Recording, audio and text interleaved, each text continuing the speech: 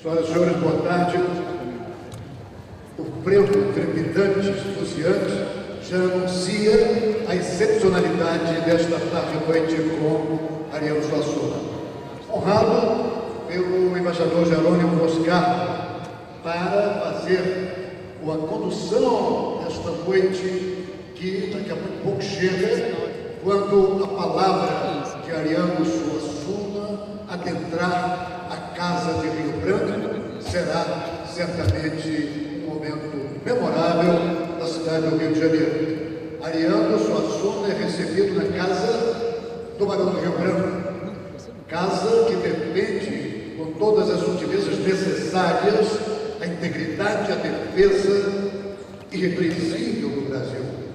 Recebe um homem que defende toda a visceralidade, toda a organicidade, todo o sangue pulsante do povo ingênuo de um país monumental, especialmente localizado no Nordeste. É muito agradável, emocionante a todos estarmos aqui no momento em que encontros com o Barão, criado pela força e pela criatividade do embaixador Jerônimo Moscardo, assim autorizado pelo chanceler Celso Amorim, que já brigou. Ali está Vinícius de Moraes, iluminando o Itamaraty, de onde ele foi defenestrado de uma maneira absurda em 1968, mas já recuperado, o grande poeta Vinícius, que ali está, nomeando toda uma ala, este Palácio se engalana em receber este grande brasileiro que é Ariano Suassuna. A palavra com o nosso embaixador Jerônimo Moscardo.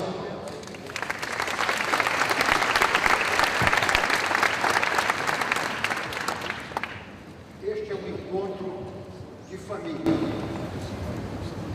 Encontro com Juca Paranhos, com Alexandre Guzmão e com Ariano Suassuna. A cultura aproxima, a política separa.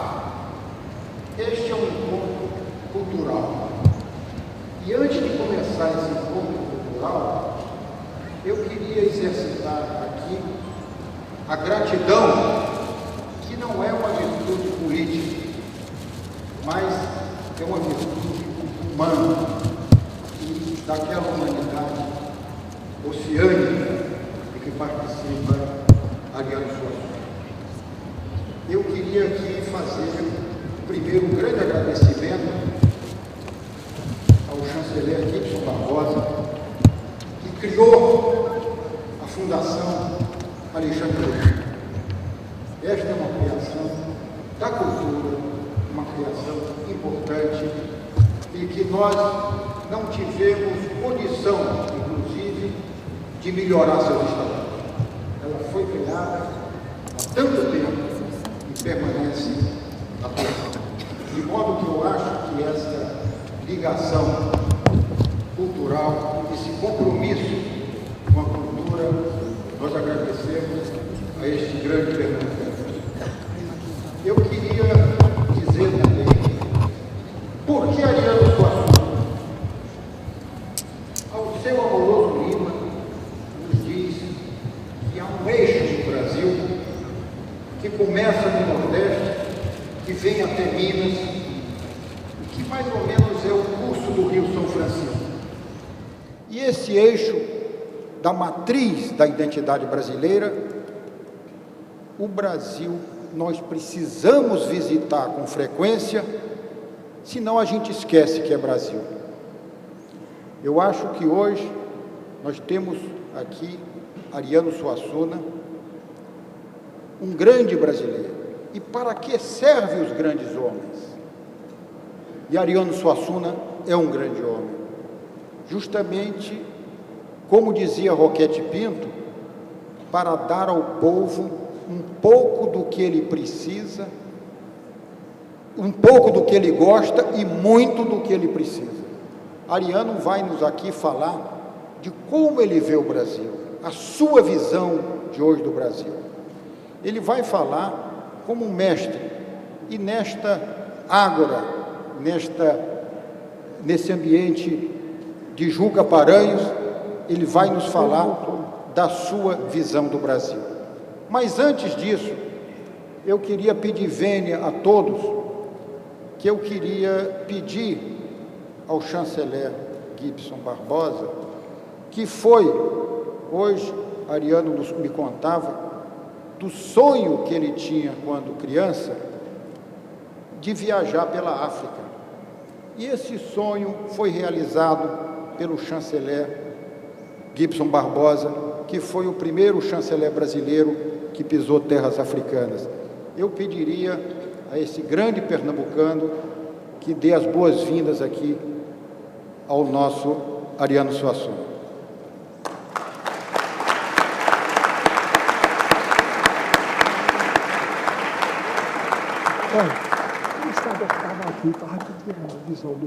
Primeiro que tudo, a enorme surpresa que me é feita. E honra também. O meu agradecimento muito especial ao colega Jânio Moscado, a quem devemos esta belíssima iniciativa, inaugurada, se não me engano, é a inauguração hoje, por Ariano Suassuna.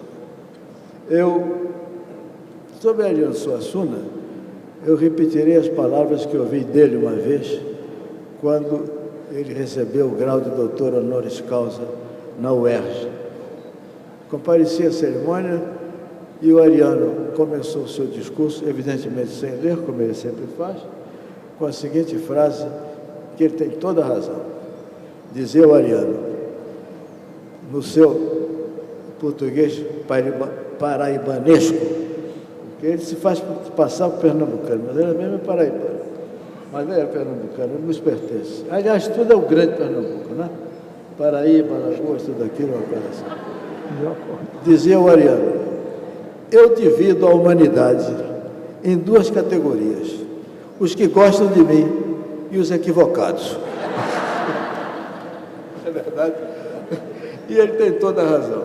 Para nós, ter Ariano aqui é uma alegria enorme, um orgulho e levanta a nossa vaidade. Este palácio aqui, que para mim faz tantas emoções, foi nesta sala aqui atrás que eu fiz concurso para entrar no Itamaraty há mais de meio século. Eu fui ministro, eu estive ministro, equivocadamente por parte de outros, em Brasília. Mas este é o meu ministério, esta é a casa de Rio Branco é esta. E o Itamaraty começou com Rio Branco. Hoje, quando se diz Itamaraty, está se pensando em Rio Branco. O Ariano, que tem todos os títulos para inaugurar esta série, inclusive como monarquista, você ainda é, né? Mas, bom, é realmente o homem que nos dá hoje essa alegria, esse prazer enorme de estar conosco. Olha só, olha quanta gente tem aqui, quanta gente moça, brasileiros todos gente realmente que vai trazendo o coração para ouvir a língua. Então, o mestre vai nos falar. Qual a palavra, mestre?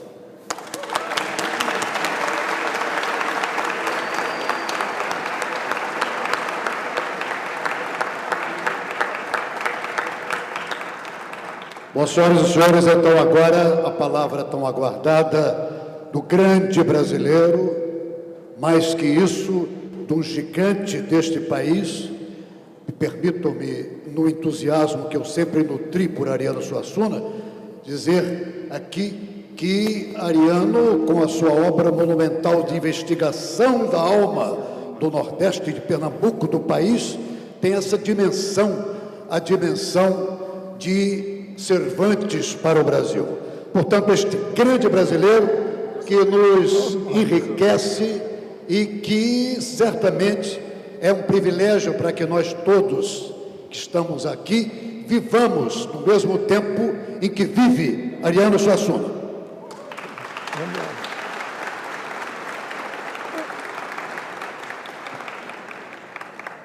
Eu vou pedir, antes de tudo, eu vou pedir desculpas a vocês, porque eu estou um pouco intimidado pelo ambiente, tá certo? Eu acho que é a primeira vez que eu falo num palácio. E eu, apesar de ter sempre eu devia ter certa intimidade, porque meu pai foi político, governou a Paraíba de 1924 a 1928. E eu nasci em 1927, o que me levou a uma... Eu tenho uma vocação muito grande de ser barrado nos cantos. Eu fico muito contente, porque isso prova que eu não tenho cara de autoridade.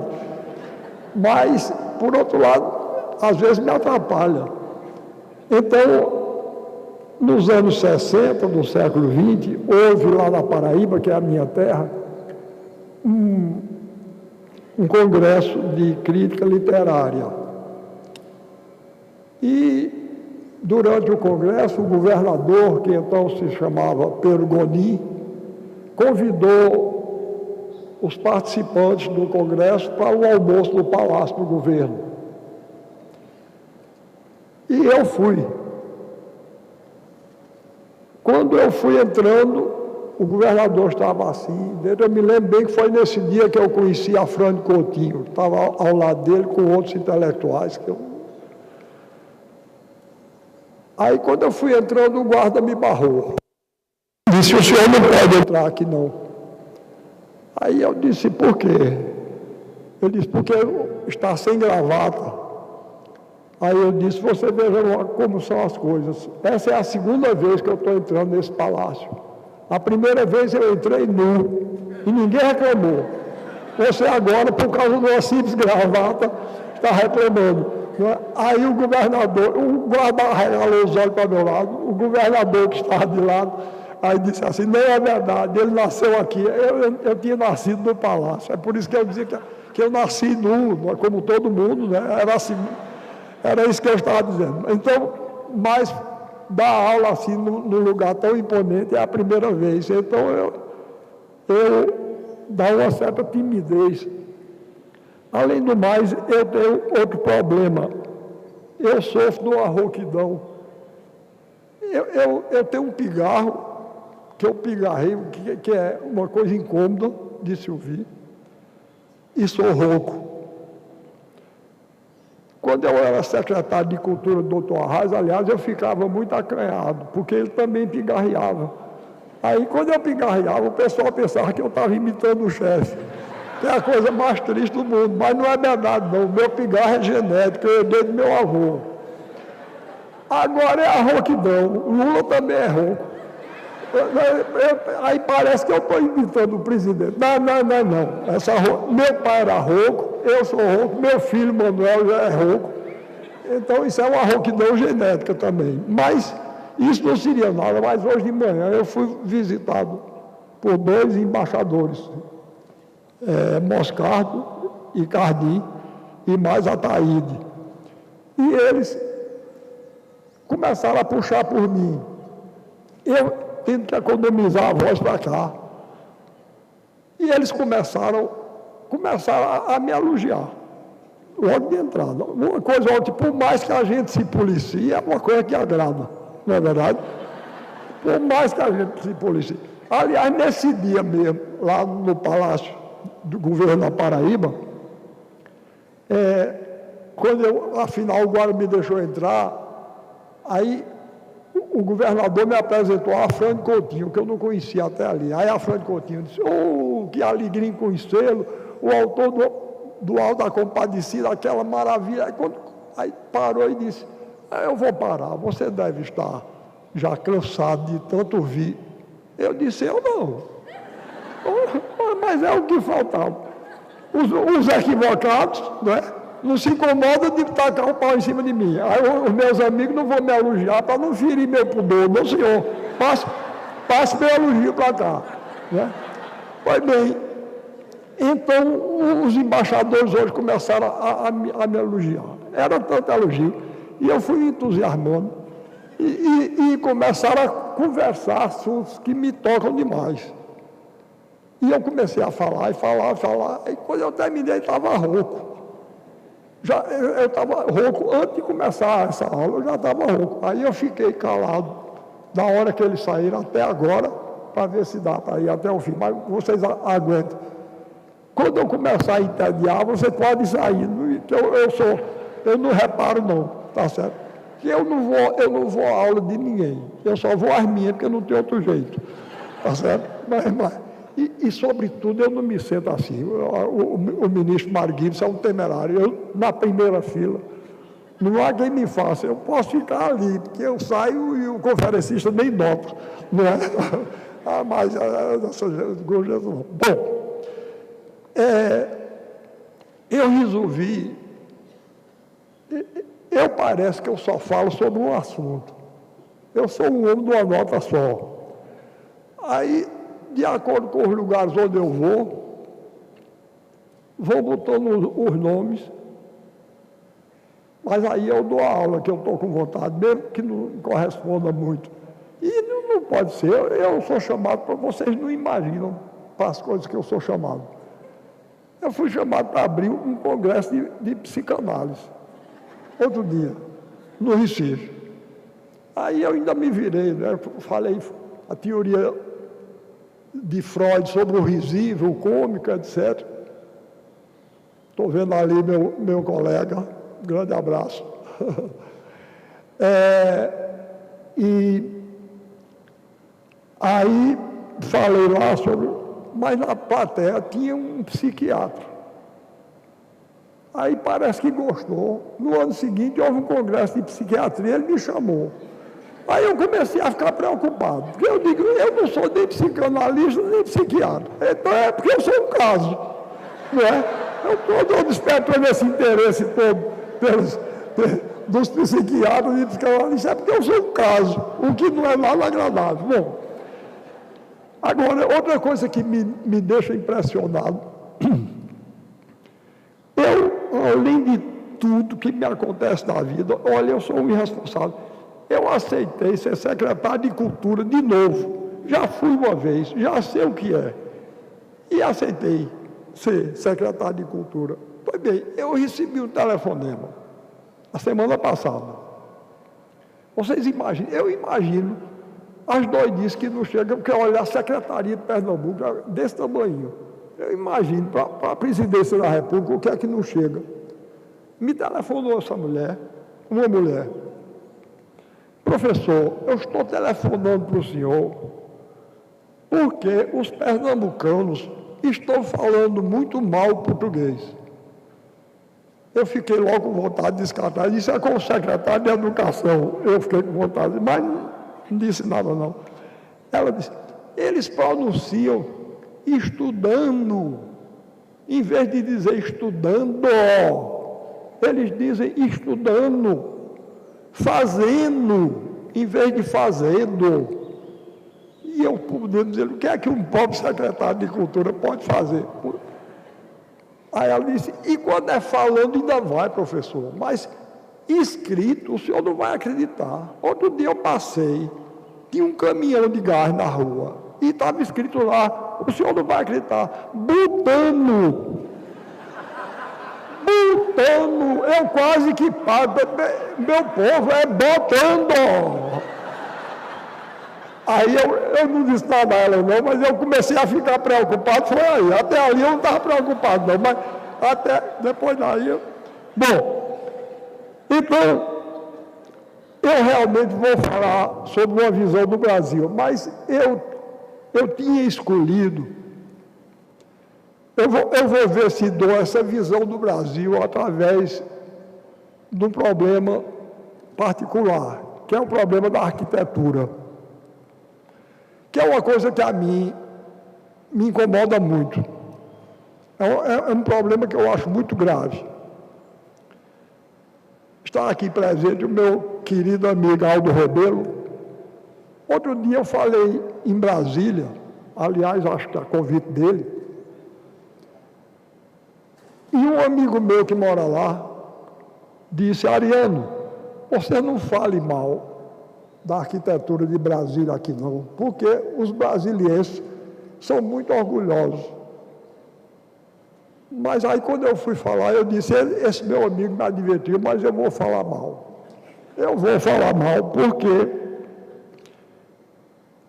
a cidade de Brasília me dá a impressão que fizeram um susto a ela.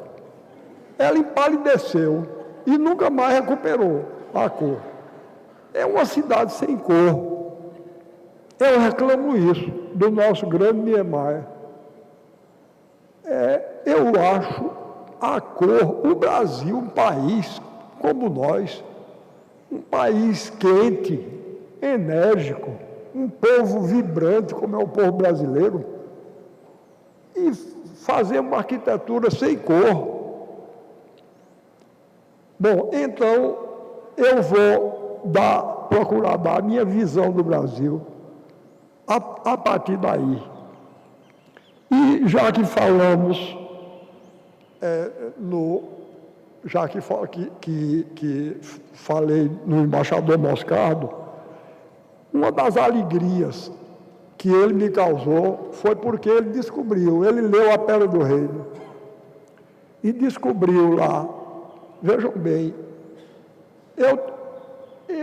um dos sonhos da minha vida, no ano de 1970, quando eu concluí A Pedra do Reino, eu já sonhava com a unidade da América Latina.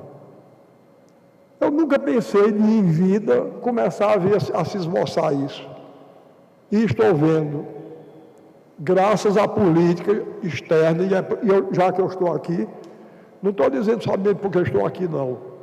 Eu digo sempre, eu sou muito contrário às pessoas falarem mal das outras pela frente. Eu acho que é uma indelicadeza muito grande, não é? É falta de educação. Constrange quem ouve e constrange quem fala. Não custa nada a pessoa esperar que a pessoa dê as costas para a gente, não é? Mas, então, não é só por isso não que eu estou falando. É porque a política externa do Brasil está me alegrando muito. Eu estou vendo o Brasil se unir com os outros países da América Latina e estou vendo o Brasil estender a mão para a África. Olha, para não dizer que eu não sei nem, eu sou tão azarado que é capaz desse homem estar aí. Mas eu agora vou falar mal de um. Está aqui no jornal. Eu sou um brasileiro que eu não sei nem se diga a sorte, porque isso, de certa maneira, é muito ruim. Eu sei ler jornal, o que é muito angustioso às vezes. Então, repare bem, um cidadão que disse o seguinte, eu não vou dizer o nome dele não, a opção do Ministério das Relações Exteriores do Brasil em privilegiar as relações com os países e continentes mais pobres sempre teve seus críticos. Eu fiquei logo com vontade de dizer, mas sempre teve seus entusiastas. Eu sou um. Repare, a declaração do entrevistado. Há uma opção exagerada pelos países pobres. Temos que dar mais atenção aos Estados Unidos. E a Nossa Senhora, é ilusão achar que a integração da América do Sul é harmoniosa. Esse homem, pense no outro ariano que é ele. Tá certo? Mesmo que seja difícil, eu sei que não é fácil, essas coisas não são fáceis. Mas o ideal é esse. Está lá escrito na Pedra do Reino, deixe-me sonhar desde agora com uma grande nação que vá do México à Patagônia e que depois daí estenda a mão para a África e para a Ásia, para formar o sonho que eu chamo da rainha do meio-dia. Não sei se vocês sabem disso, mas no Evangelho está escrito que o Cristo, num dos seus últimos sermões, o Cristo disse uma frase que é enigmática e muito boa para nós. Países pobres, magros, escuros e famintos do mundo. Ele disse o seguinte: no último dia, no dia do juízo, a rainha do meio-dia se levantará contra as outras nações, porque a rainha etíope de Sabá reconheceu a grandeza de Salomão E aqui está quem é maior do que Salomão.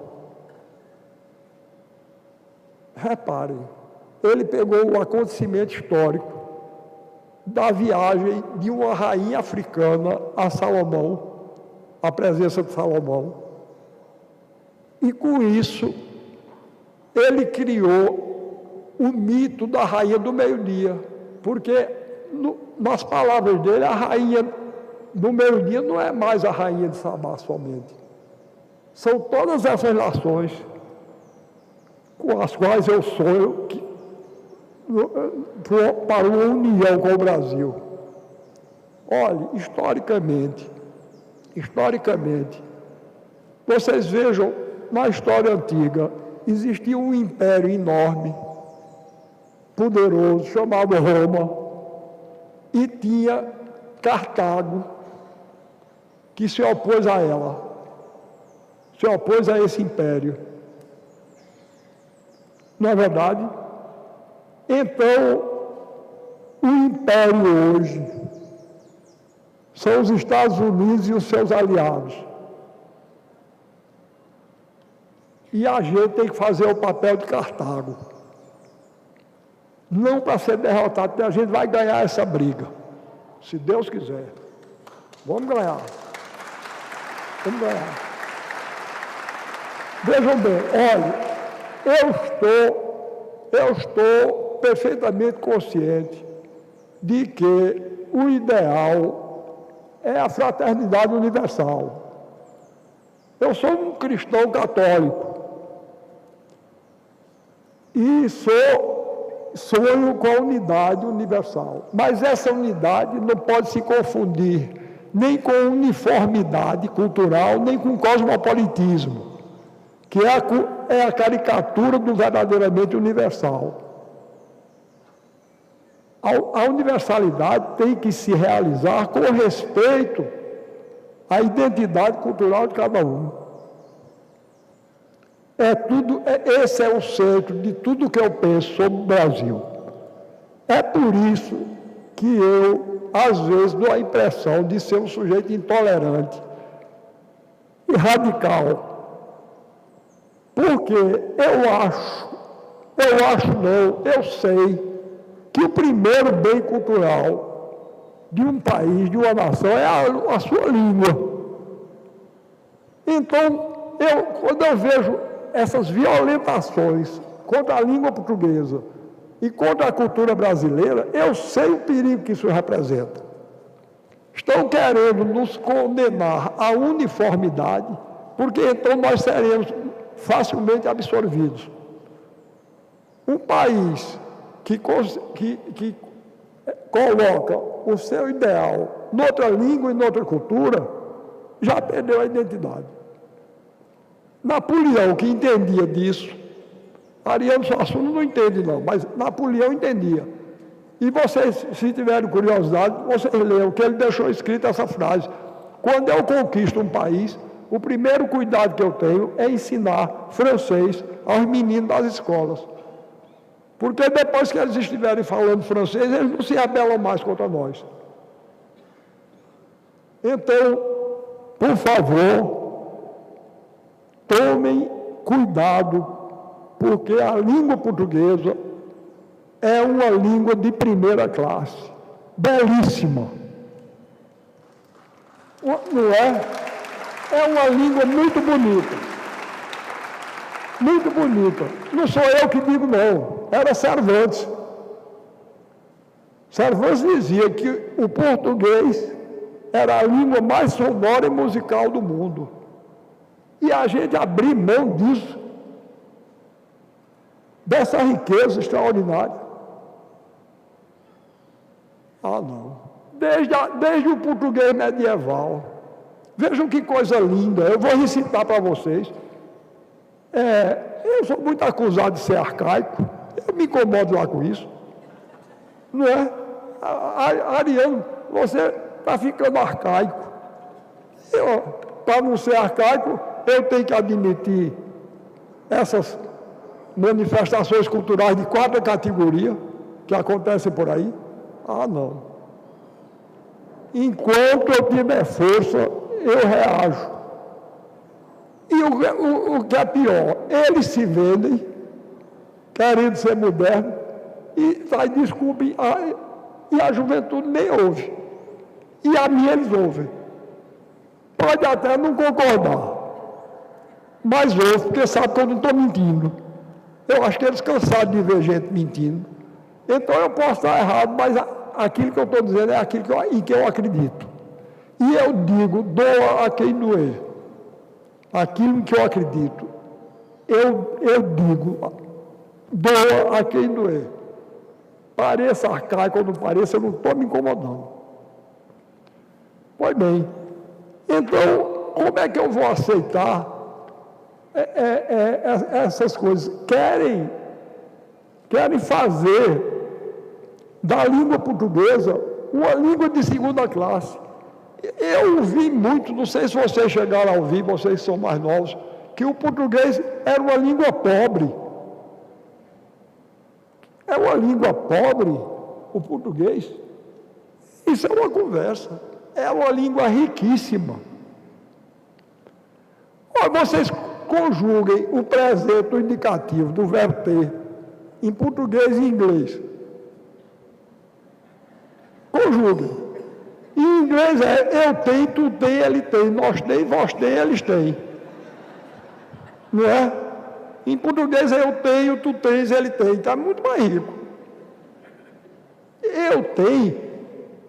Voltaire já zombava desse negócio. Voltaire conta no Cândido que Cândido chegou numa ilha e o indivíduo olhou para ele e disse: "Que faz você fazer?" How do you do? Que faz você fazer? Né? É uma beleza isso. É lindo. Outro dia eu estava dizendo no Ceará, numa aula que eu dei, repare, todo mundo que olha, de bom senso, que olha para uma coisa dessa, vê que isso é um copo. Não é bom? Repare, se não tem jeito de copo, tem um jeito de copo danado. Mas em inglês não é. É glass. E veja a pobreza da língua. A pobreza. Glass quer dizer copo e quer dizer vidro. Então isso aqui em inglês é um glass de glass. Riquíssima, é uma língua riquíssima. Maravilha. Não, aceito não. Pois bem. Então, repare que coisa linda. Vem do século XII, em Portugal. É uma cantiga de mote glosa, tradição que passou para o romanceiro popular do Nordeste. Vocês sabem o que é uma cantiga de mote glosa? A gente dá um verso, que é o mote, o motivo, e a pessoa tem que fazer uma décima e terminar com o verso que a gente deu. Vejam, por exemplo, eu dei a um cantador o mote, a vida venceu a morte. Vejam como ele glosou.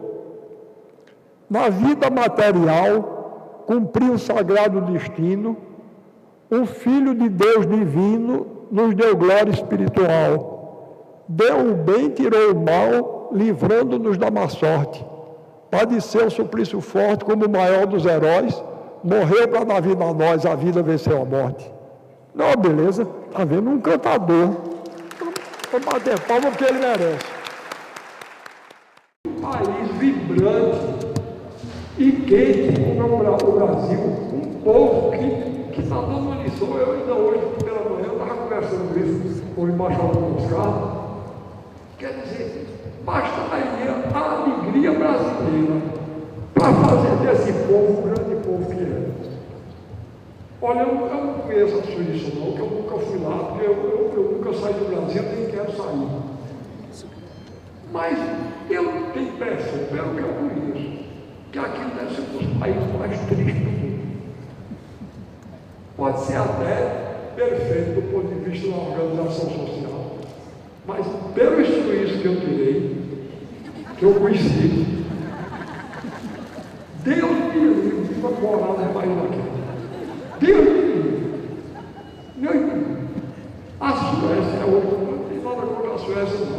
nem contra a Suíça. Mas eu dou graças a Deus. Todo dia de noite, quando eu vou rezar, eu dou graças a Deus ter nascido. Primeiro num país que fala português. Era a única língua que eu sou capaz de aprender. É uma língua fácil, não é? A gente não tem que estudar para ler, para dizer, fala.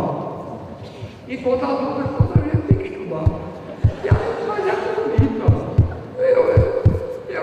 Uma vez eu fui convidado para ser professor. Professor da Universidade de Colônia, na Alemanha. Meu Deus. E eu não sei delicado. Depois eu disse, olha, eu resolvi apelar para o povo e disse, olha, eu não posso falar, porque eu vou dizer uma coisa. Se eu nascesse na Alemanha, eu era burro. Porque aquela língua eu não aprendia. Eu estou ali rosnado, não é nem falar. Eu não sei como é que um poeta escreve alemão. Não sei não. Porque a poesia, para mim, é uma coisa musical por excelência. Não é? Bom, então, já com essa introdução, vamos passar a primeira imagem. Então, é uma visão do Brasil, mas é uma visão do Brasil que eu vou do ponto de vista da arquitetura. Vamos lá. Passa aí a primeira imagem. Bom, essa primeira imagem eu coloquei porque eu peguei essa revista, repare, Raiz, com o nome de Raiz. E escrito embaixo, popular e erudito.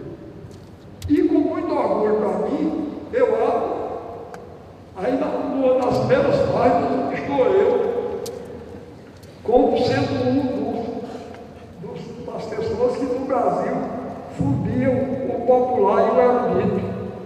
Aí eu fiquei todo orgulhoso. Aí foi passando o finalista, passa, bicho. Passa aí essa imagem. Ah, não, está fora. Essa, passe outra. Eu queria ver o outro. Eu queria ver o beijo. Logo depois dessa, pronto. Aí, quando eu cheguei, numa das páginas da revista, estava esse imbecil, desse escritor, né, cujo nome eu não sei nem quem é, não sei nem como é, e dizendo também que ele era aí eu digo, pô, escreveu uma cara mais rápida, ou ele. Não quero mais ele, quero mais ser elogiado, essa beleza. Repare que porcaria. Vocês comparem o beijo de Rodolfo com isso. Como é que isso aí vai ser fusão? Ele apresenta como uma fusão popular, uma fusão perfeita do popular e do erudito. E eu junto com esse. Eu gosto muito de ser elogiado por todo mundo, mas junto com esse deve entrar, não.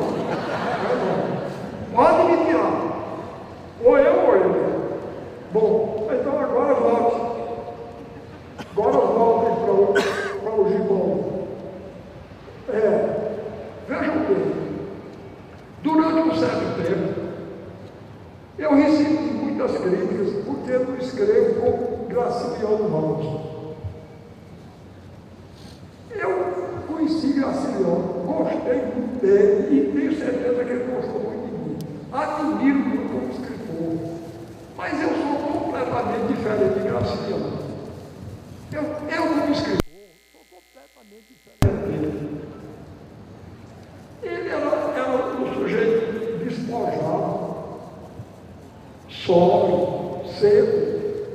Eu não sou não. Eu, às vezes, preciso de 4, 5 adjetivos para um substantivo só. E bom, está entendendo?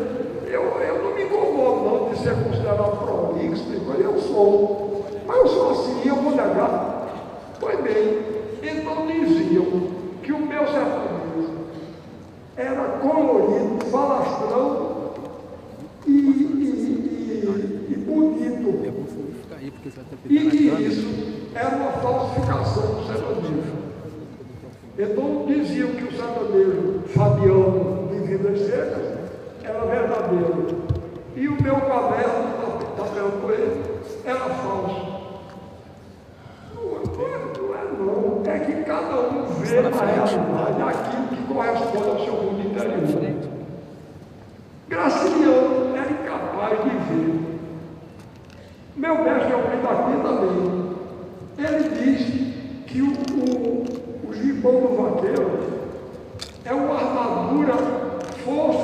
poeta. Ele aqui era meio assim, não estou dizendo isso com falta de respeito, não. Então eu não via, não. Mas olha aí, repare isso é feio, isso é fosco, isso é poeta, isso é uma joia, isso é uma beleza. E é um enfeite. Uma coisa que eu sempre discordei com Marx. Marx dizia que a arte nasce do trabalho. Eu acho que não. Está certo? Eu acho que a arte é um impulso de todo mundo. Não existe comunidade sem arte. E se fosse para ela nascer do trabalho, ela não nascia nunca, porque é uma coisa. Isso aí não ajuda nada no vaqueiro, no trabalho. O canal 1, o problema é o canal 1. Pode até trabalhar. Mas ele quer, além de estar vestido de maneira apropriada para o trabalho, ele está vestido de uma maneira bela. E daí? Passa agora. Pronto. O meu mestre Alfredo da Cunha diz que o vaqueiro é o lutador de uma batalha sem vitórias. Vejam aí, parece a vocês isso. A mim me parece que ele está dando um braço de vitória. Não está dando. E eu vou dizer uma coisa: essa noção de vitória precisa ser reestudada. Uma das coisas que mais me indignaram, logo que eu publiquei, que foi ensinado o Alto da Compadecida aqui, foi quando comparava Macunaíma com o João Grilo. Eu nunca admiti isso, me chamavam o João Grilo de anti-herói, como Macunaíma. Bom, em primeiro lugar, eu não quero a constituição de Macunaíma, porque o próprio pai dele, Mário de Andrade, dizia que ele era um herói sem caráter. Então, se ele diz isso no dele, tudo bem. O meu tem caráter e muito.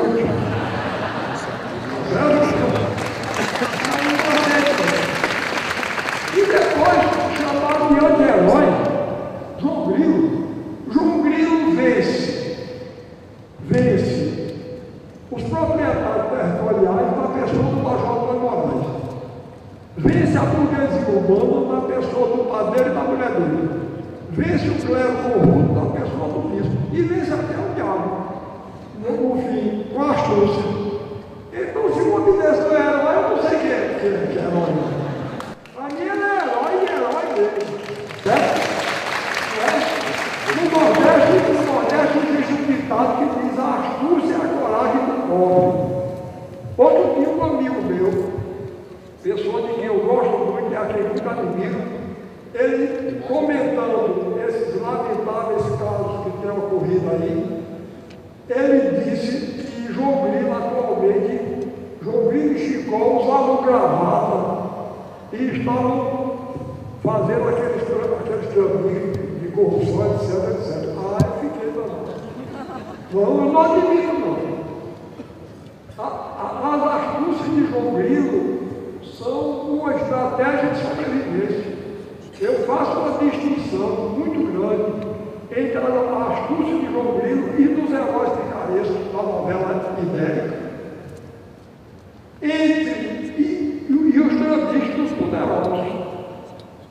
É uma coisa muito diferente uma da outra.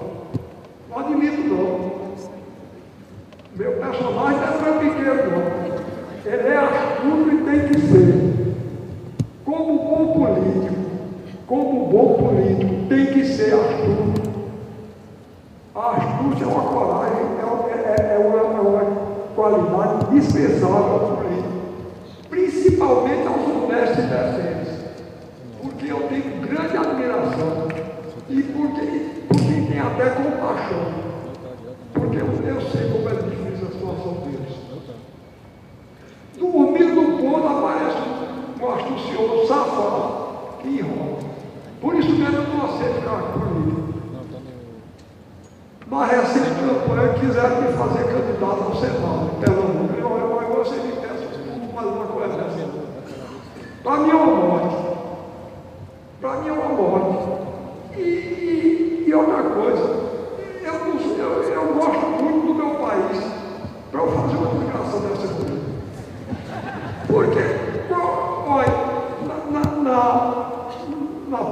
existe uma cidadezinha desse tamanho, chamada Serra da Raiz. O vereador mais burro de Serra da Raiz me enrola em 2 tempos. Como é que eu ia entrar no negócio daqui? Eu daqui estava fazendo um trambique sem querer, sem nem saber o que estava fazendo. Não podia ser não. Mas então daí vem minha admiração pelos políticos. Agora, eu quero fazer uma observação ao que o Machado Moscardo disse. Nem sempre a política desune.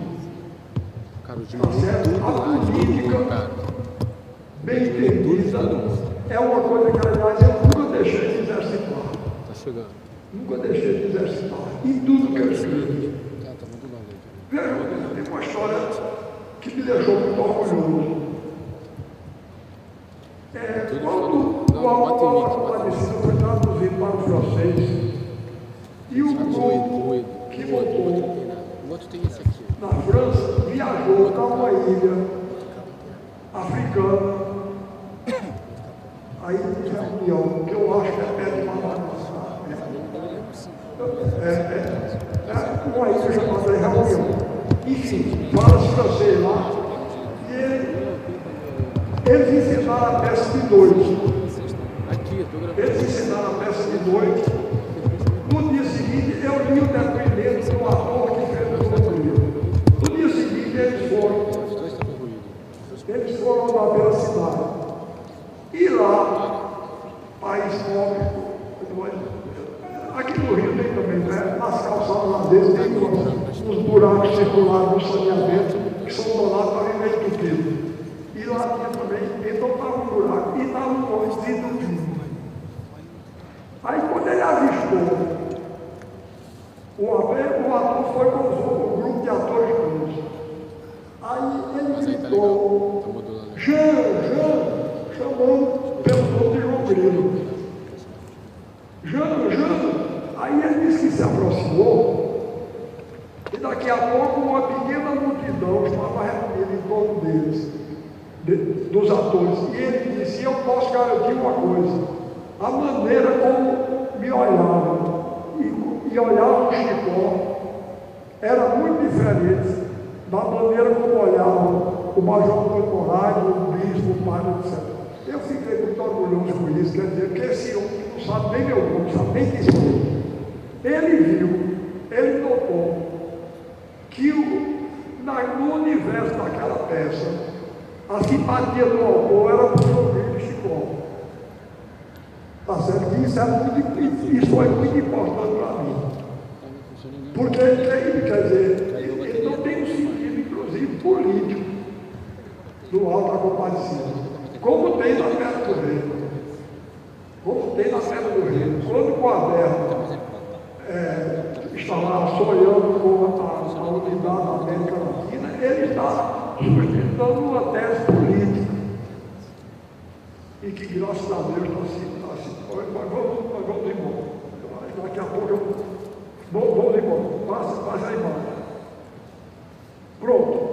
Agora, o ministro, o embaixador Moscardo fez referência a essa frase. Eu dou uma importância enorme a essa frase do Moncalceu, que era um carioca, um grande brasileiro, nascido e criado aqui. Tive a honra de ser amigo dele. Ele disse essa frase primeiro a mim, e depois ele publicou. Disse ele, do Nordeste para Minas corre um eixo que não por acaso segue o curso do Rio São Francisco, o rio da unidade nacional. A esse eixo o Brasil tem que voltar de vez em quando, se não quiser se esquecer que é Brasil. Pois bem, aí eu cheguei a escrever isso no jornal A Folha de São Paulo. Eu disse, já que ele teve essa grandeza, ele, nascido e criado no Rio, a nós, mineiros e nordestinos, cabe o dever de lembrar que o eixo não se esgota aí. Que vai para o norte até a Amazônia e desce para o sul até o Rio Grande. Porque a grande coisa do Brasil é essa maravilhosa unidade de contrastes que o Brasil tem. E que eu comecei a pensar que se deve aqui. Aí eu pensava, é a língua portuguesa. Não é. Porque na América Espanhola, o espanhol queria dar e a América Espanhola se fragmentou. É a religião católica, não é? Que lá também era católica e se fragmentou. Então eu descobri, depois de muito insistir, foi uma jogada política genial desse grande brasileiro nascido em São Paulo, que foi José Bonifácio de Andrade Silva, que tinha muita coisa de Sancho, que é um personagem que, a meu ver, deve ser recuperado. Eu tenho uma grande, como todos nós, uma grande admiração pelo Quixote, mas Sancho, tem gente que apresenta Sancho como a encarnação da burrice, da acomodação. Olha, bastaria a fidelidade dele ao Quixote para engrandecer Sancho. A lealdade dele ao Quixote só rende a ele pancada. E, no entanto, ele é atraído pelo sonho, por aquela beleza de sonho que o patrão dele representava. E ele ficou lá. Pois bem, José Bonifácio era um misto, como todos nós, um misto de Quixote e Sancho. Mas ele teve a Bolívar, era também um misto de Quixote e Sancho. Predominava o Quixote. E José Bonifácio predominava o Sancho. E isso foi fundamental para nós aqui no Brasil. Porque foi a jogada política que ele deu de fazer a independência pelo príncipe que manteve a unidade brasileira. O Nordeste esteve a ponto de ir embora. 1817, 1824 foram belos movimentos, mas eram separatistas. Todos dois. A Revolução Farroupilha do Rio Grande, belo movimento, mas era separatista. E foi a sabedoria política de José Bonifácio que evitou isso. Tá certo? Então, nós devemos isso a esse grande brasileiro que foi José Bonifácio. E isso é política da mais alta. E eu estou dizendo isso porque o nosso Lula, me perdoe se não estou de acordo, está nesse mesmo caso. Ele tem a sabedoria, a paciência e a astúcia do povo brasileiro.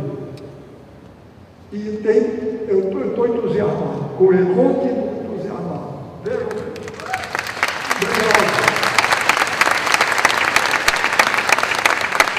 Olha aqui o que eu li.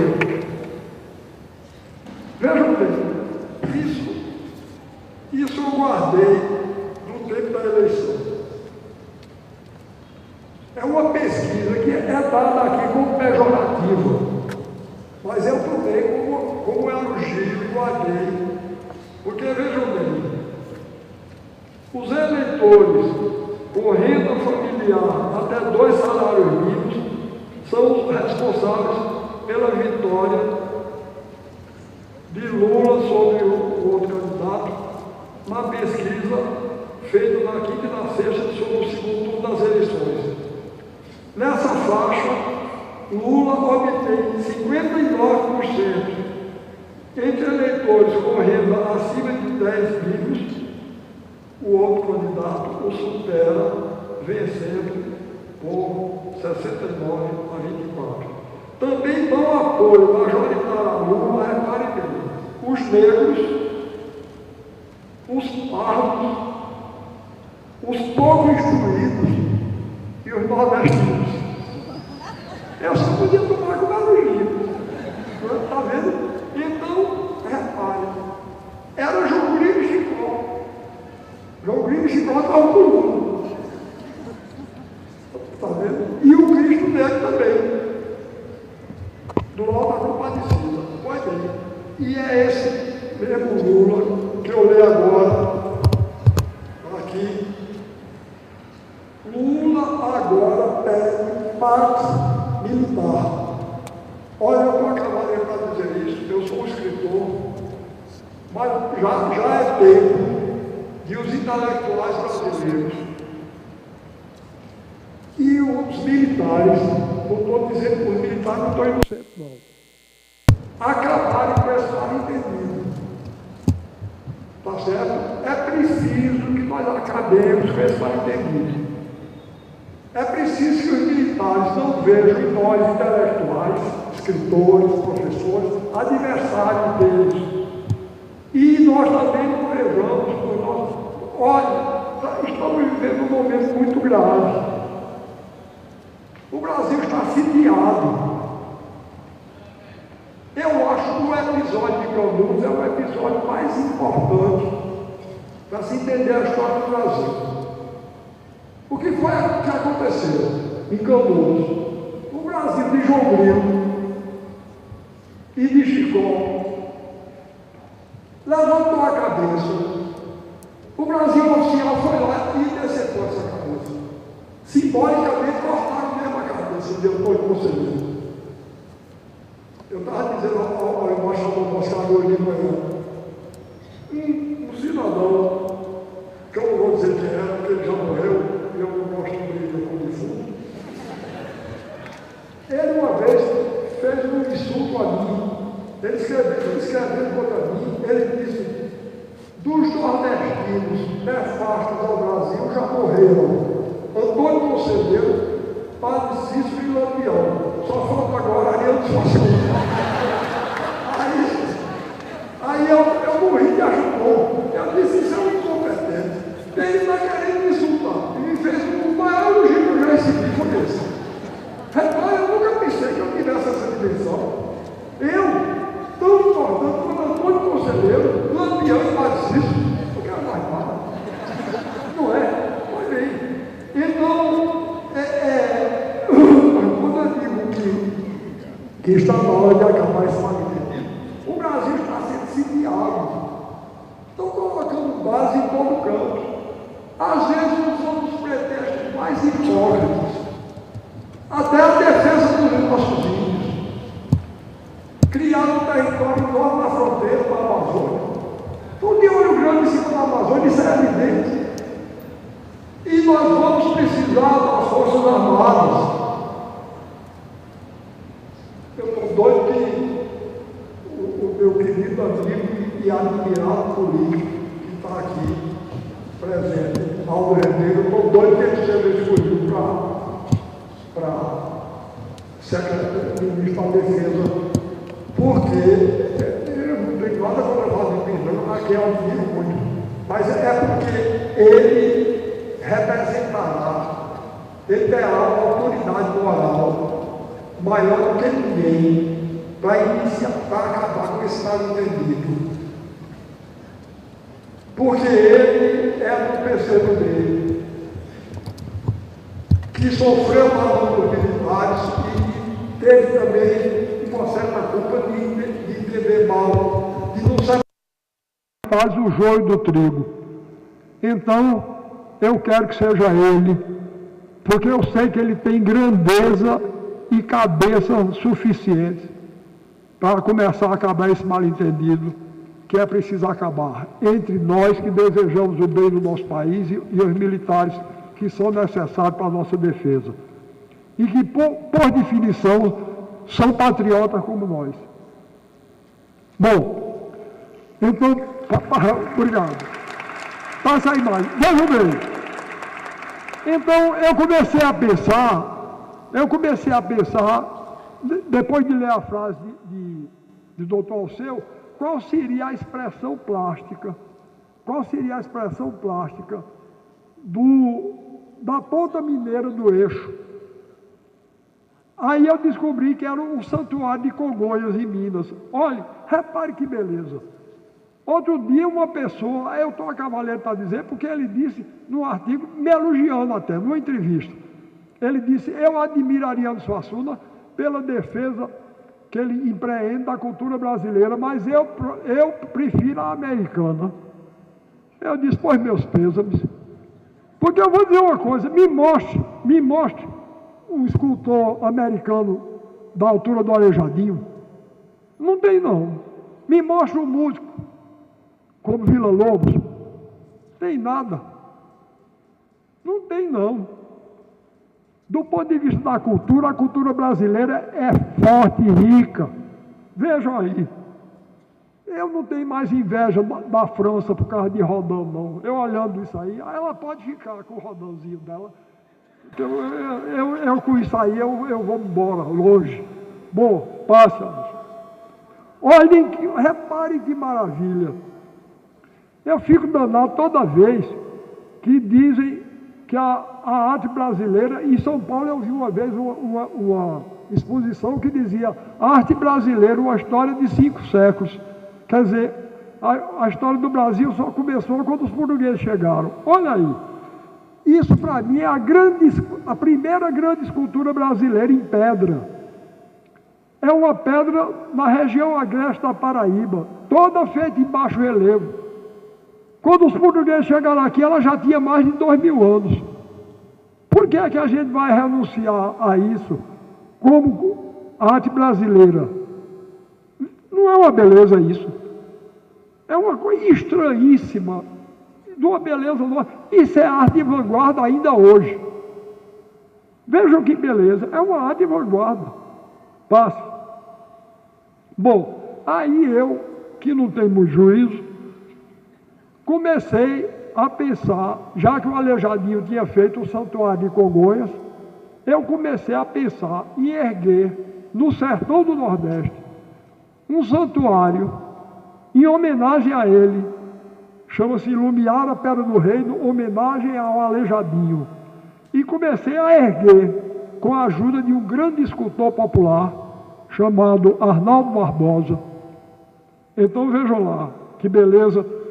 Aí um jornalista de São Paulo outro dia disse, eu falei sobre esse santuário e ele disse, assim a distância parece delírio de Suassuna. E é mesmo, mas me diga uma coisa, sem o delírio, sem o sonho, o que é do homem?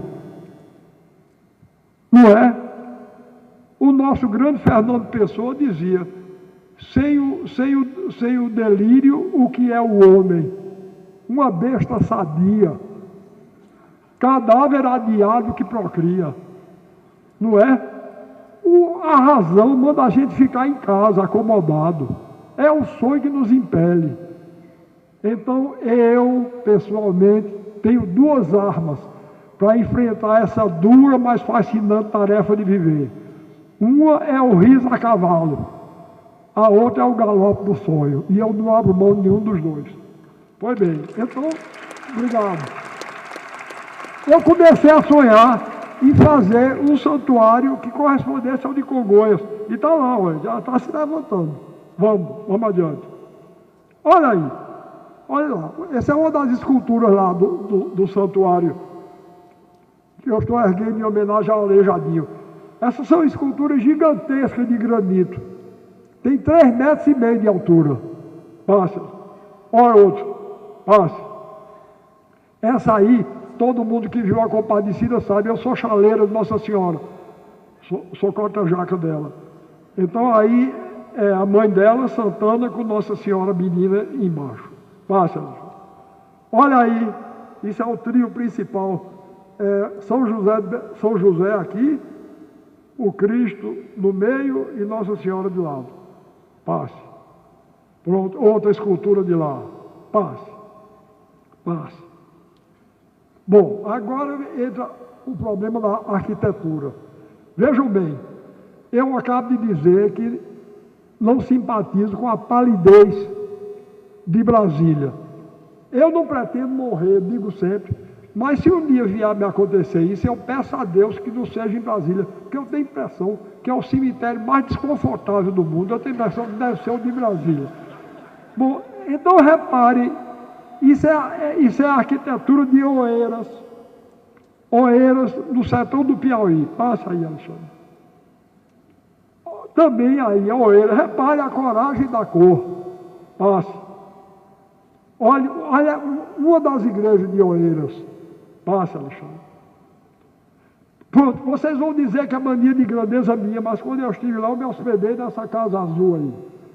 Repare que beleza de cor.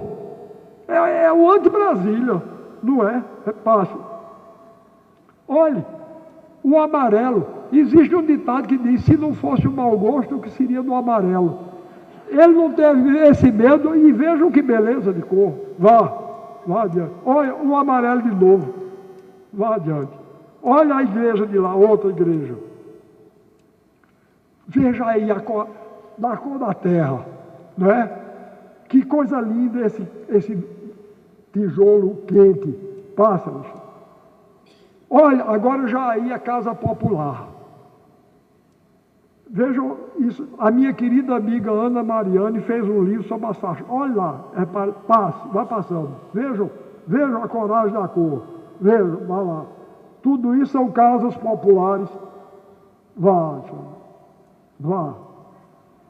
adiante. Vá. Olha, repare que olha o amarelo de novo. Olha aí, o amarelo com o vermelho forte e um verde. Olha outra coisa. O pessoal fala mal da bandeira brasileira, diz que é mexer gay. Olha aí, não teve medo, danou amarelo, verde e azul. Repare que beleza. Não é? Os arquitetos brasileiros são tomar essa coragem. E o povo está tomando por eles. Passe. Vai em frente. Isso é em Triunfo, se eu não me engano. Olha aí outra coisa. Repare a genialidade da cor. Tinha essa casa vermelha e amarela do lado de cá. Eles aí, juntos, fizeram um amarelo com um toque de vermelho. E olha que beleza que ficou o conjunto. Passe. Bom, agora aí começa uma cidade importantíssima. Aldo, essa cidade é em Alagoas. Piranhas, na beira do Rio São Francisco, no sertão do São Francisco. Lembro novamente a frase do doutor Alceu, na beira do rio da Unidade Nacional. Repare, fizeram uma entrada gloriosa para a cidade. Aí disse, não serve para nada. Serve para dar orgulho, dignidade e alegria ao povo que tem ela. E isso é importante. Não vamos pensar em termos de economia, não, que isso é um termo muito pobre. Pensar em termos de sonho e de beleza. Pronto, eis aí, a cidadezinha desse tamanho, mas tem uma entrada digna. 2 torres de entrada logo, para defender a cidade. Eles sabem que o Brasil está sendo sitiado, e isso aí vai ser uma defesa. Vamos lá. Olha aí, isso tudo é Piranhas. Olha a coragem da cor. Vá lá, vamos em frente. Vai em frente. Tudo isso é Piranhas. Vá. Olha que beleza. Repare. Olha a cidade na beira do rio. Vista de cima. Que lindeza. Vá. A cidade de noite. Parece um presépio. Pronto. Era muito melhor que a capital fosse aí. Mas vamos em frente.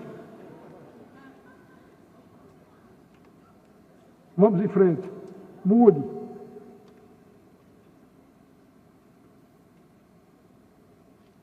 Não estou me obedecendo, não. Mude mesmo. Isso é a tecnologia que não gosta de mim. Pronto. Mas aí é antes disso. A Casa da Flor. Precisa ela. Bom, e eu vou terminar com ela.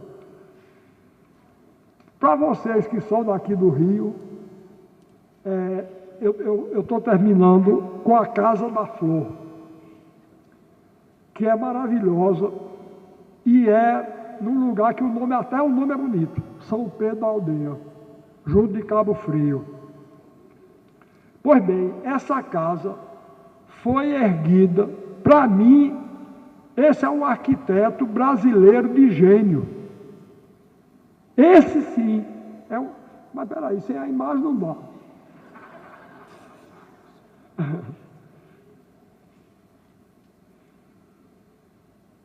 Bom, então eu vou falar sem a imagem mesmo. Eu vou concluir, e para isso eu preciso concluir com palavras dele. Ele se chamava Gabriel Joaquim dos Santos.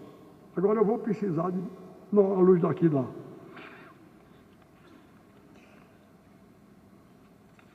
Vejam que beleza. Ele era um mestre de obras. Foi analfabeto até adulto, foi alfabetizado por um menino. E ergueu essa casa lá.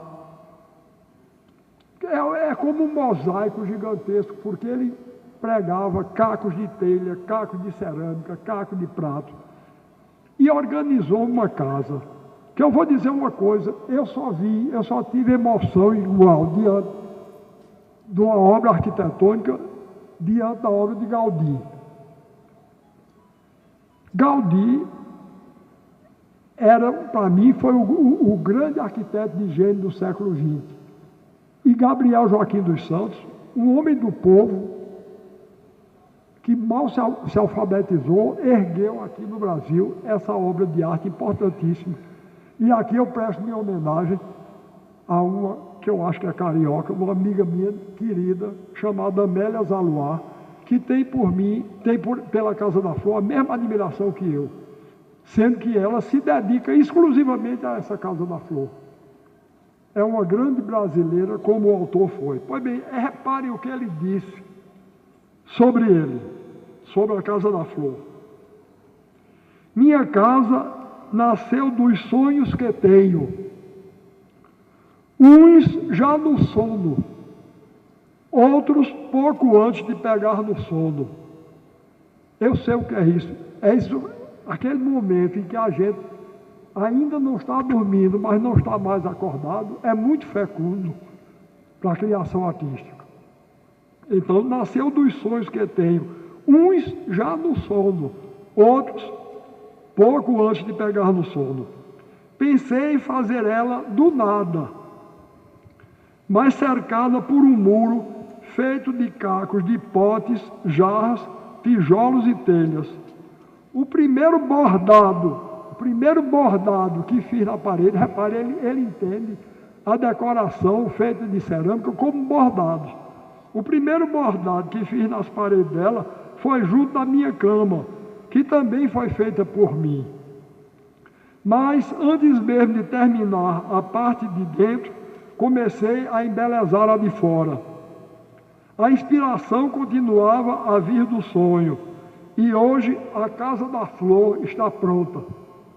Ele terminou, se eu não me engano, em 1923.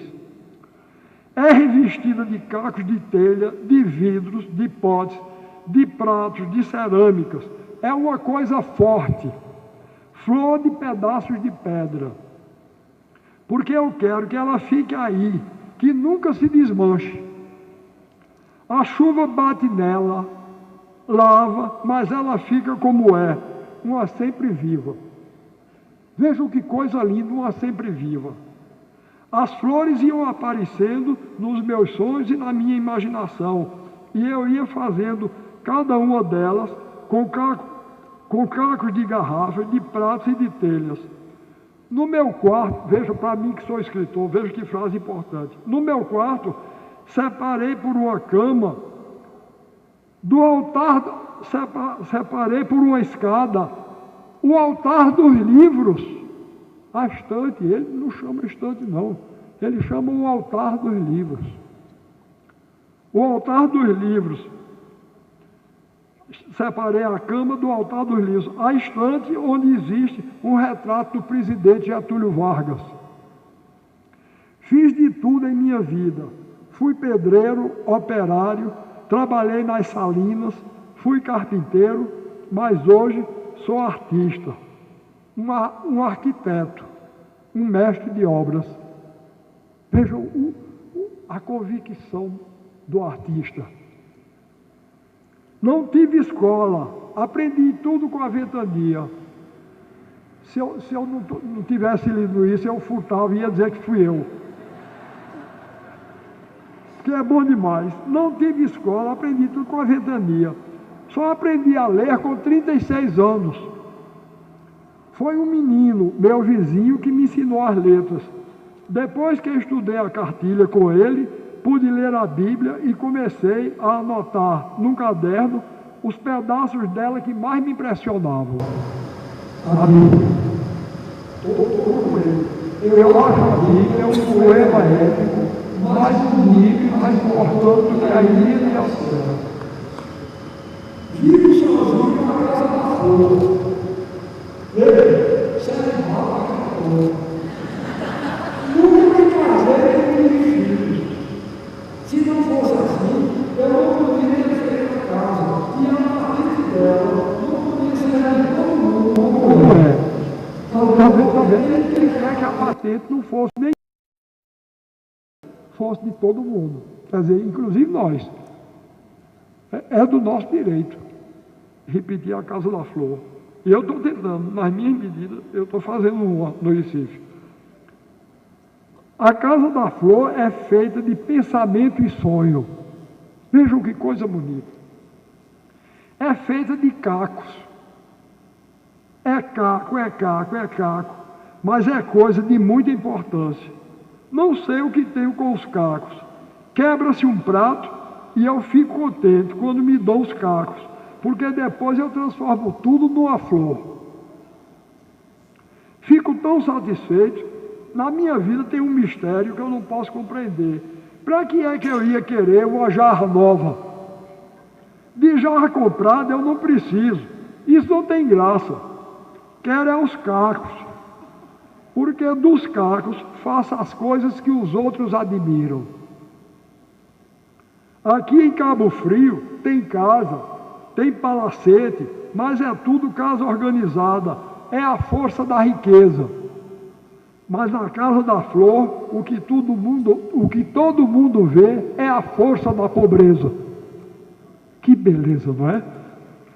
De noite, acendo a luz, me sento nesta cadeira e, ó alegria, vejo tudo prateado. Fico tão satisfeito, eu mesmo fiz e eu mesmo fico satisfeito, vendo tudo quanto é caco, transformado em beleza. Não é uma maravilha? Vamos aplaudir, quem merece. Pois bem, então, eu vou ler um texto que eu não devia nem ler, que eu escrevi. Eu estava desesperado, coisa que não é muito do meu feitio. Eu sou um homem animoso, esperançado. Mas quando eu vi começarem a desmoralizar a todos nós, quando a gente falava no país, no nosso povo, a gente era chamado de patrioteiro, de xenófobo, e que começou a criar essa mentalidade, que a pessoa amar o seu país e o seu povo era uma coisa ultrapassada, em nome de uma modernidade que só fez descaracterizar e corromper o nosso país. Não é? Uma modernidade falsa. Porque eu acabei de mostrar uma pedra aí que tem 8.000 anos e é arte vanguarda. Essa é a vanguarda de verdade. Porque eu só acredito na obra de arte que é contemporânea de todas as gerações. O Dom Quixote era arte vanguarda quando foi escrito, é arte vanguarda hoje, e quando esses duvidadeiros todos estiverem enterrados, vai continuar sendo. Tá certo? É uma falsa ideia de modernidade que leva a isso. Então eu escrevi nesse tempo. Eu estava preocupado com as privatizações. Entregaram a Vale do Rio Doce. E eu entregar o Banco do Brasil e a Petrobras. Não entregaram porque não deu tempo. Hein?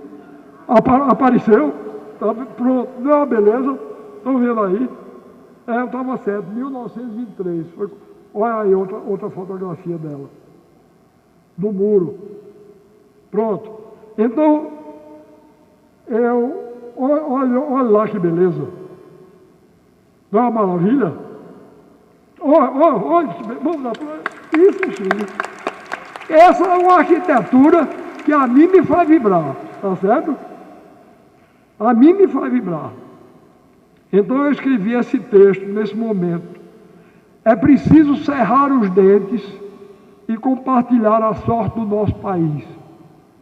Vejam bem, ainda eu estava aperreado, mas ainda assim eu lancei mão dessa frase, que é do grande Pasternak, o grande escritor russo Boris Pasternak. Eu vou dizer uma coisa, dos escritores do século XX, dos escritores russos, para mim foi o único que escreveu uma obra digna à altura de Tolstói, por exemplo.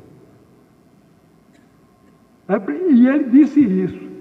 Disse num momento terrível, no momento em que estavam querendo expulsá-lo da União Soviética. E ele escreveu uma carta dramática a Khrushchev, dizendo: não me expulse. Eu não sei viver sem o povo russo junto de mim, não. Pelo amor de Deus. Não façam isso comigo. Repare que coisa. Um escritor que amava o povo dele desse jeito, queria expulsá-lo. E ele escreveu isso nesse tempo. É preciso cerrar os dentes e compartilhar a sorte do nosso país. Agora digo eu, escreveu um dia o grande poeta e romancista que foi Boris Pasternak.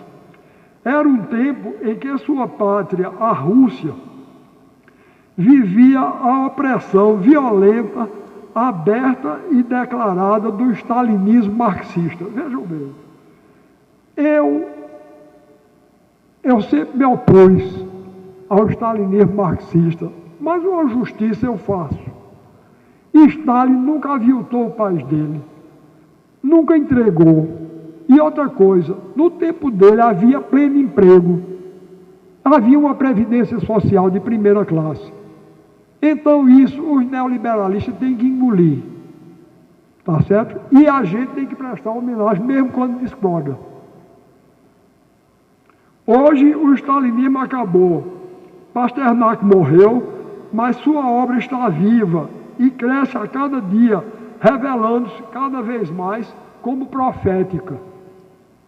Entretanto, a impostura, a opressão hipócrita do capitalismo, a ditadura do mercado e do consumo, que eu não admito, da vulgaridade e do gosto médio, imposto como modelo através dos meios de comunicação, essa ditadura que se autodenomina democracia neoliberal ou social-democracia, está fazendo algo talvez pior do que oprimir a pátria de Gogol e Dostoiévski. Primeiro traída por Gorbachev e agora aviltada por Boris Yeltsin. Que ele me perdoe, ele morreu, mas eu escrevi isso com ele vivo no poder. Lembro-me de algumas palavras de Michelet que li na adolescência e que copiei, fazendo interiormente a promessa de nunca esquecê-las e de sempre me manter fiel ao que ele afirmava. Vejam que beleza essa frase de Michelet, esse texto de Michelet. A pessoa humana é coisa sagrada. Na medida em que uma nação assume o caráter de pessoa e se torna uma alma, veja, a nação se torna uma alma, e uma nação só se torna uma alma pela sua cultura.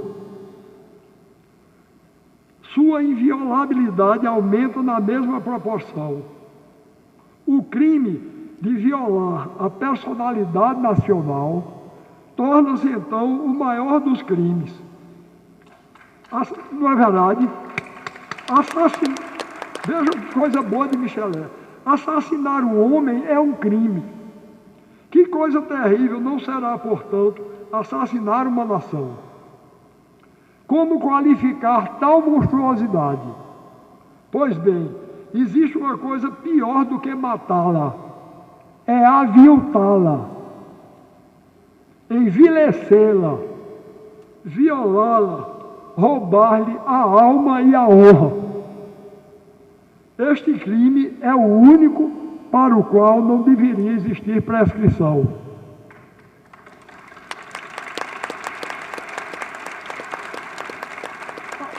Até aqui, Michelet. Agora eu continuo. Foi então por levar em consideração estas palavras de Michelet que desde muito moço comecei a me opor à visão daqueles que afirmavam, como continuam afirmando, que isso aqui é textual, isso eu li na imprensa, na imprensa brasileira não, na imprensa feita no Brasil. Essa frase eu li textualmente, aqui entre aspas. A base material da democracia é a economia de consumo. Não é. Qualquer pessoa que sabe alguma coisa sabe que demos quer dizer povo. Não quer dizer consumo, não. A economia de mercado é base da plutocracia. Os Estados Unidos não são uma democracia, não. São uma plutocracia, um governo de ricos. E que, por ser universal, e que, eu continuo, a arte, e que, por ser universal, a arte ligada ao mercado e ao gosto médio é que deve servir de modelo às artes de todos os países, que de outra forma jamais acompanharão, isso eles diziam, os parâmetros da modernidade e da universalidade, cada um permanecendo confinado no gueto do localismo local, do localismo arcaico. Ao começar meu trabalho de escritor, não digo que já tivesse uma consciência clara do que afirmei até aqui, mas na noite criadora da vida pré-consciente do intelecto, noite talvez mais clarividente do que a luz da razão puramente reflexiva, eu já sentia que devia escrever como se a sorte do meu país e do meu povo dependesse do que eu fizesse. Eu sei que não depende, não. Um escritor não tem poder nenhum, não. Mas a gente deve se portar como se pudesse. Porque, então, vejam bem, então no meu livro eu sempre procurei isso. Eu disse, mesmo que eles destruam, no que eu deixar, eu vou deixar uma imagem do Brasil como eu o vejo. Não tendo poder político nem econômico, achava que isso era o que eu podia fazer. Um romance, um teatro, uma poesia, que pelo menos não aviltasse o nosso país. Uma arte que, por ser ligada ao nosso povo, pelo menos indicasse também um caminho político e esboçasse uma teoria do poder, que, expressando esse mesmo povo, esboçasse um contorno do mapa capaz de definir nosso país como nação. Infelizmente, vejo-me obrigado, eu estava escrevendo nesse tempo, vejo-me obrigado a constatar que o que consegui foi muito pouco, porque continuam aviltando o nosso povo, violando e roubando a alma e a honra do nosso país, cuja linha de frente é a nossa cultura. Não importa, fiel ao sonho da minha juventude, dentro das minhas medidas venho fazendo o que posso e considerando cada obra que faço como um caco, que, como os do genial arquiteto brasileiro que foi Gabriel Joaquim dos Santos, vai se juntar a outros para ver se consigo erguer uma outra Casa da Flor, um castelo ou fortaleza, no qual as gerações que vão nos suceder poderão pelo menos enxergar a face do Brasil verdadeiro e profundo, o Brasil que poderia ter sido e que não foi. Mas isso, como eu disse, obrigado, isso, como eu disse, escrevi num momento de solidão e de angústia, mas hoje, graças a Deus, eu estou vendo se esboçar um movimento no sentido de a gente poder voltar a isso. E já que falei do meu querido amigo e companheiro Aldo Rebelo, eu quero agradecer a ele, porque ele e os seus companheiros, depois de retomaram certas posições e estão procurando, juntamente comigo, aquilo que eu pensava que Gorbachev ia fazer na Rússia. Quando Gorbachev começou o movimento dele lá, eu pensava que ele ia procurar uma nova forma de socialismo. Até que eu vi aquele sujeito com um chapéu de texano, junto do presidente dos Estados Unidos, também com um chapéu de texano. Eu disse, esse homem não devia ter nascido na terra de Dostoiévski, de Tolstói, não. Um débil mental desse, um imbecil desse, de chapéu de texano, nos Estados Unidos, um sujeito desse não merecia ter nascido na Rússia, não. Pois bem, aí eu vi então que ele era procurando trair a pátria dele. Não estava procurando nova forma de socialismo nenhum. É isso que o PCdoB está fazendo atualmente.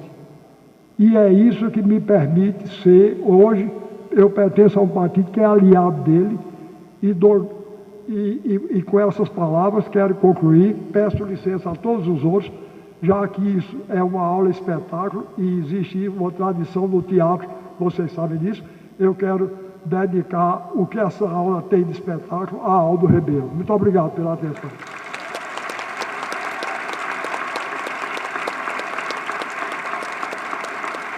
Obrigado.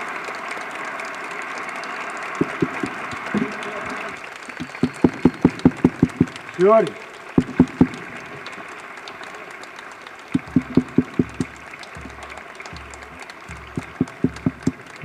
este é o encontro de família.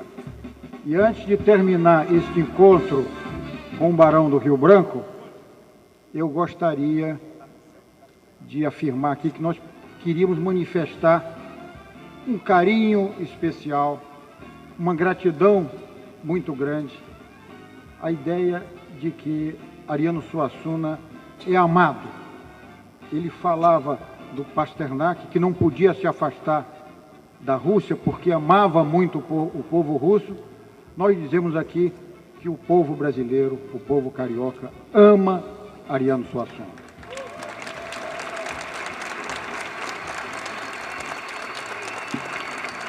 E ele completará, nós agora mesmo, ao fim desse encontro, já passamos a uma contagem regressiva para o aniversário de Ariano Suassuna, que será no dia 16 de junho.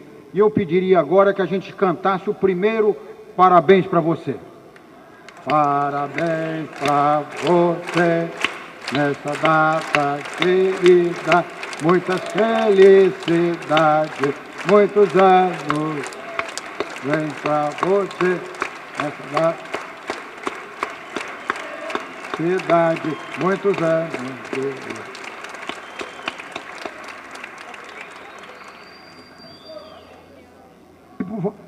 Eu trouxe para aqui, me esqueci de mostrar, mas já que me deram essas palmas, eu quero o meu juízo como é. Isso é uma bala. Ela anda comigo para todo canto que eu vou. Foi apanhada no chão de Canudos. E isso é uma pedra, a figura mais importante da minha vida, a minha mulher, ela apanhou essa pedra na beira do São Francisco que me deu, eu guardo desde 1948. Ariano.